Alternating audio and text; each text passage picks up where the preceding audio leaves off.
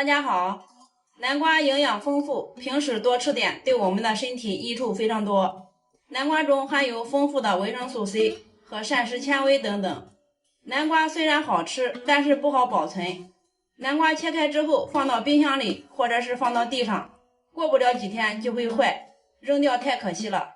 今天为大家分享2个保存南瓜的小技巧，方法简单又实用，一起来看看吧。首先，我们来分享第一种保存南瓜的方法。取一把刀，把南瓜中间一分为2，看一下南瓜的颜色就非常的好吃，而且更加的软糯香甜。接下来我们取一把无油无水干净的勺子，用勺子把南瓜的籽儿全部都挖出来。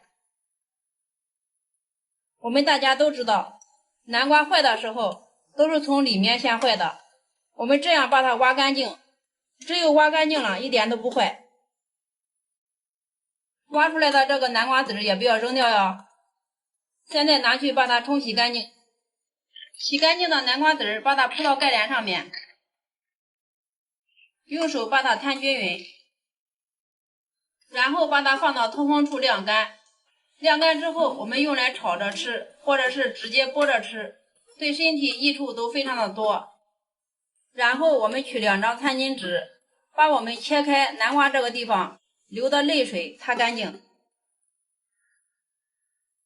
擦干净之后，我们取一把干净的棉签，蘸上82年的高度白酒，像这样把南瓜切开的地方都均匀的擦上一层82年的高度白酒，这样给切开的南瓜进行消毒杀菌。擦了一层白酒之后，我们这样保存的南瓜放几个月都不坏。再往上面薄薄的撒上一层食用盐，撒上一层食用盐呢，可以防止细菌滋生。接着再往上面套上一个万能的保鲜膜，这一层保鲜膜一定要把它包紧实。包好之后，把它放到冰箱保鲜层。我们吃的时候取出来，把外面薄薄的切掉一层，我们吃的时候和新鲜的是一样的。我们在日常生活中学会这个南瓜保存的方法，再也不用担心浪费了。